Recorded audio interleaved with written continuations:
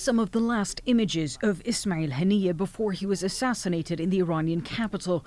He appeared defiant here at the country's parliament among those invited to attend the new president's inauguration, just hours before what appears to be Israel delivering on its promise to target Hamas leaders wherever they may be. Iran says he was assassinated at around 2 a.m. local time by a, quote, airborne guided projectile that hit a residence for veterans in northern Tehran where he was staying. Israel, that's carried out assassinations and attacks inside Iran in the past, has not claimed responsibility.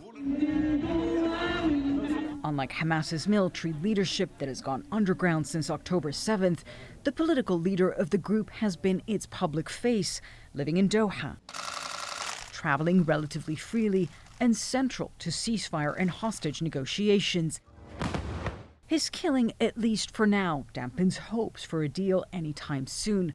Haniyeh's assassination comes less than 24 hours after Israel says it killed top Hezbollah commander Fuad Shukr in a strike on Beirut's southern suburbs. Iran's supreme leader Ayatollah Ali Khamenei in a statement saying avenging Haniyeh's killing is Tehran's duty. Threats that once again leave the world bracing for what that may be. Jumana Karachi, CNN, London. A dramatic assassination of a top Hamas leader, longtime political chief Ismail Haniyeh, killed in the heart of the Iranian capital, Tehran, aged 62.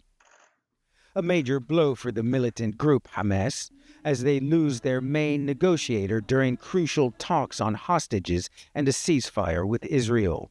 Haniyeh had long been on Israel's target list, along with the other key leaders behind the October 7th attacks on Israel, which left 1,200 people dead and led to more than 9 months of a brutal Israeli assault on Gaza that has left nearly 40,000 people dead.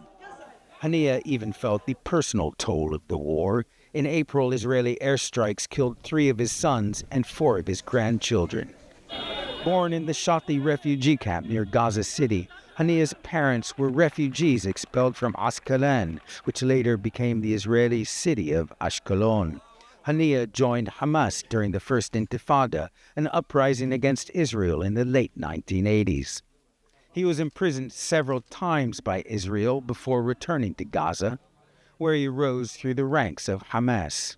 He became political chief of Hamas in 2017 and was named a specially designated global terrorist by the U.S. soon after.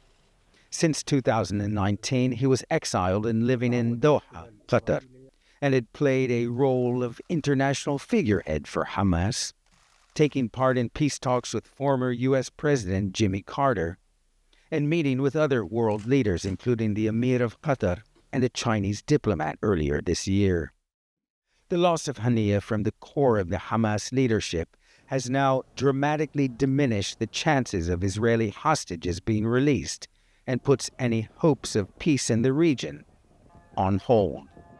Ben Wiedemann, CNN, Beirut. No change from the Federal Reserve. That was widely expected, but there is some good news here for borrowers. The door does look like it's wide open for an interest rate cut at the next Fed meeting in September, which, by the way, is the last time the Fed meets before the election. Now, the Fed made some significant changes to the statement, adding in some new language about the jobs market, saying that job gains have, quote, moderated, and the unemployment rate has moved up but remains low. That is brand new language they did not have in there during the last meeting.